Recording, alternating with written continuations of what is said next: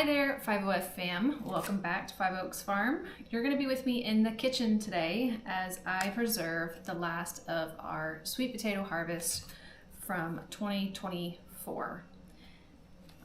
These guys need to go in jars. We are kind of sick of them being in the way. We just keep moving them around, and if we can them up, they will be out of the way and they will be preserved for longer storage use.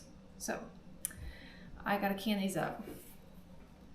This guy right here, by the way, this big one, I went viral on Instagram because of one of these guys.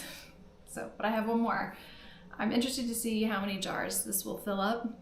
I will probably be doing pint-sized jars because that's the size jar I have the most of. I would probably prefer to can in a quart-sized jar, but because I don't have as many of those available, I'll be doing the pint size. So let's get going. The first step I need to do to get these done is to get them washed off better and then peel them.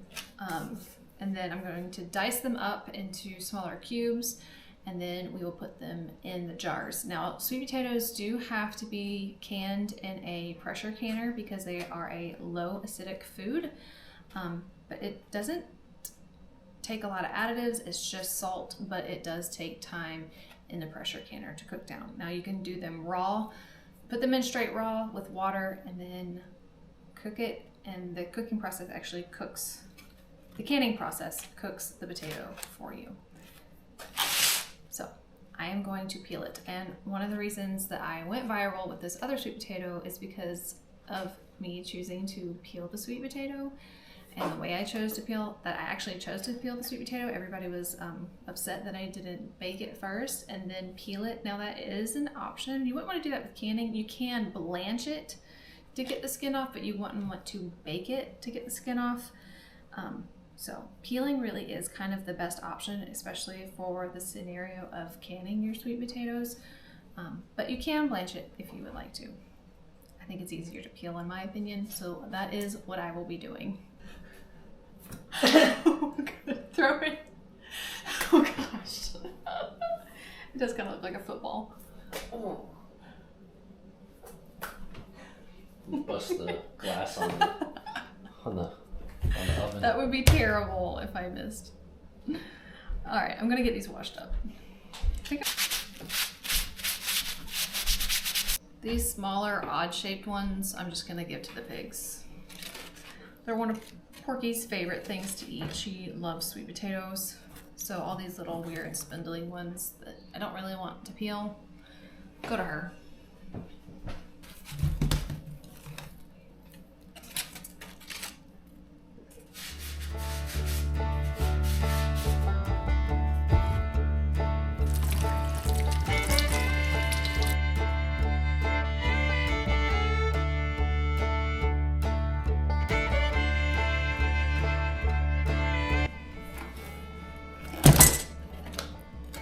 This is when you would want to wash your jars, but I've actually already pre-washed my jars, and so these are nice and clean already. So we're gonna get ready to go ahead and pack them straight away. I'm gonna have them out so that as soon as I'm done cutting my potatoes, I can just start stacking them straight into each jar.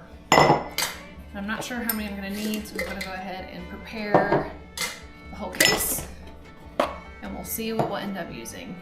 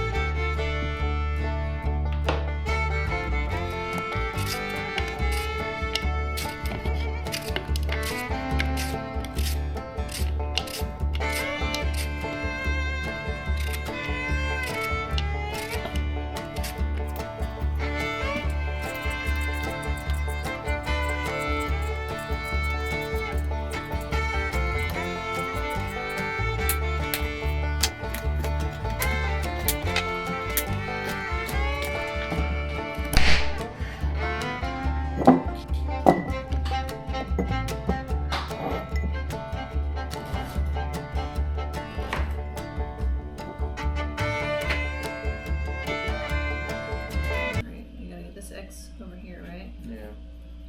That makes it 3x. So you can combine these two, 5, 6, 7. It's negative 14. If you're subtracting 7, your negative's going to get bigger.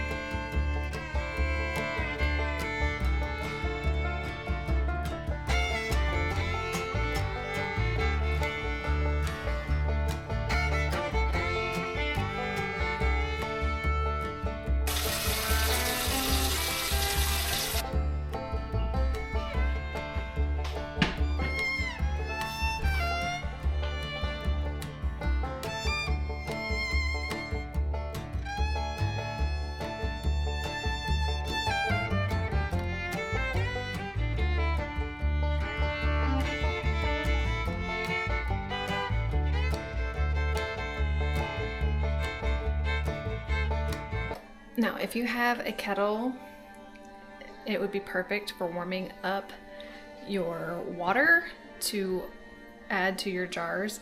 But part of homesteading and canning is you don't have to have absolutely everything on the list.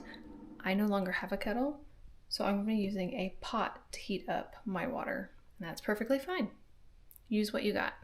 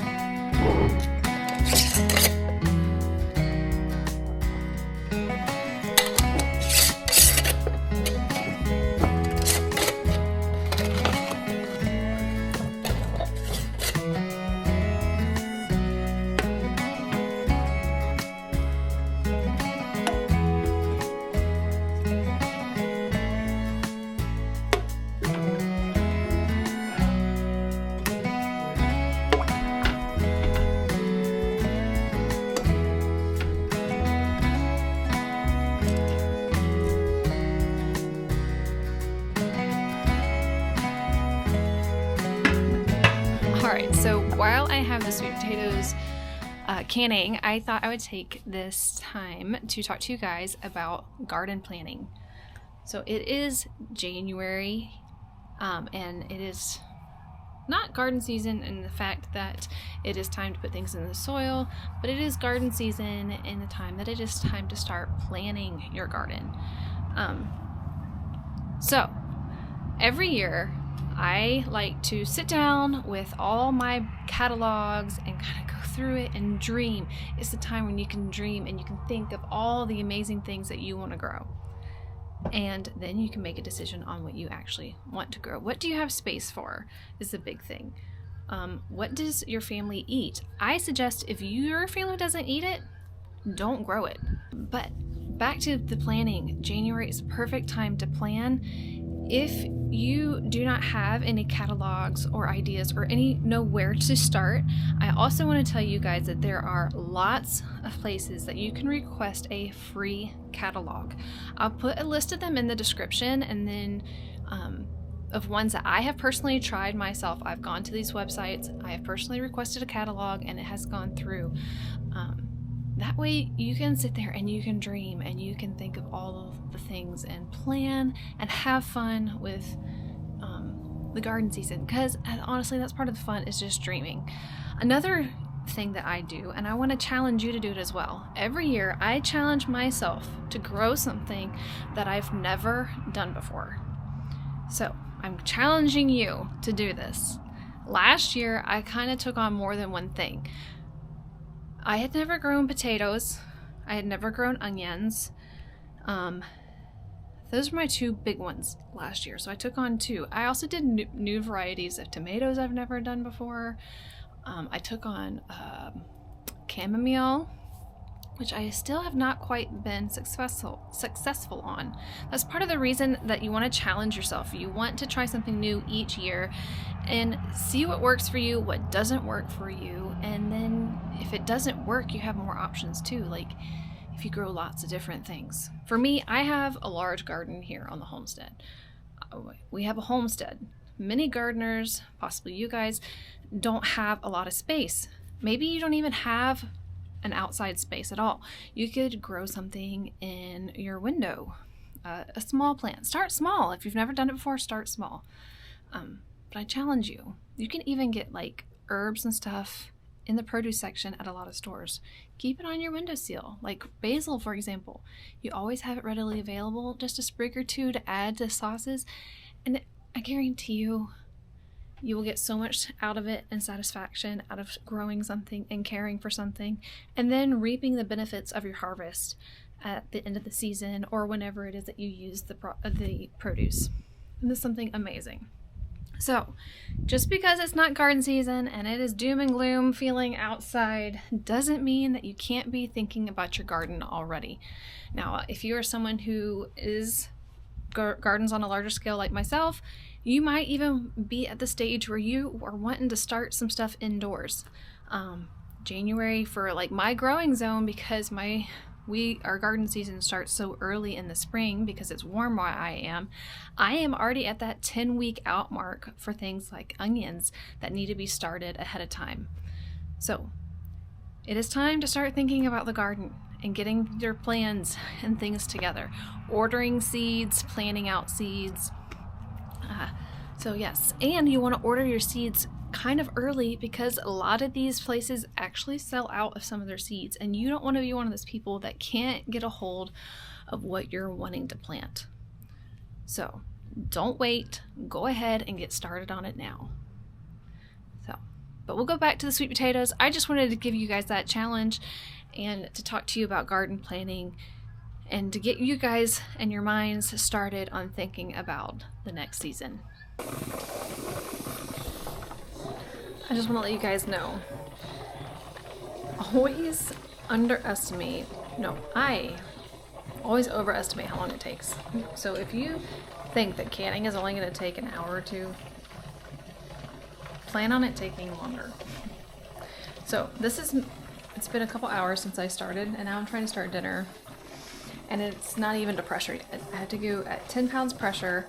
Since I'm doing pint size, it is 65 minutes. If you were doing a quart size, it would be 90 minutes under pressure. And then you need to let it naturally come down off of pressure before you can even open the lid. So it's already been a couple hours and I'm not even to the pressure where I can even start my timer yet. So just know it always takes a long time. Anytime you're doing pressure canning, plan on it being at least half of your day worth of time in order to get it complete.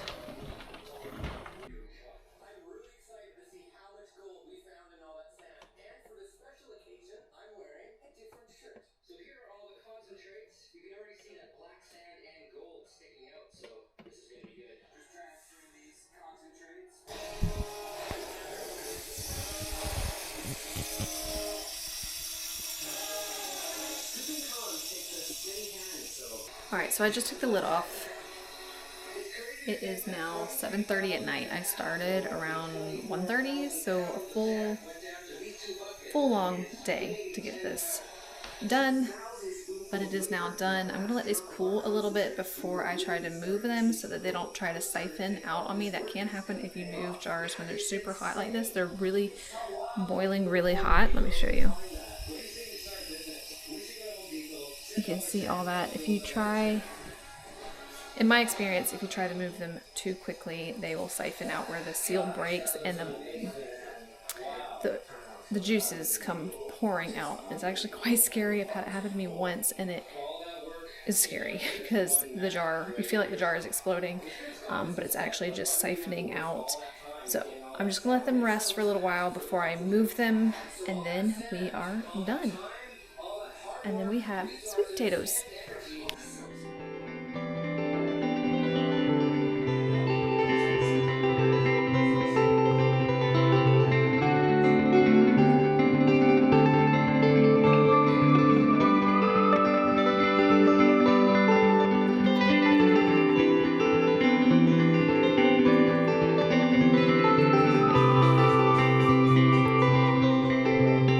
So that is it. I am done canning up the sweet potatoes. Thank you guys for joining me today in the kitchen as I canned. I hope you guys learned something, and we will see you on the next one.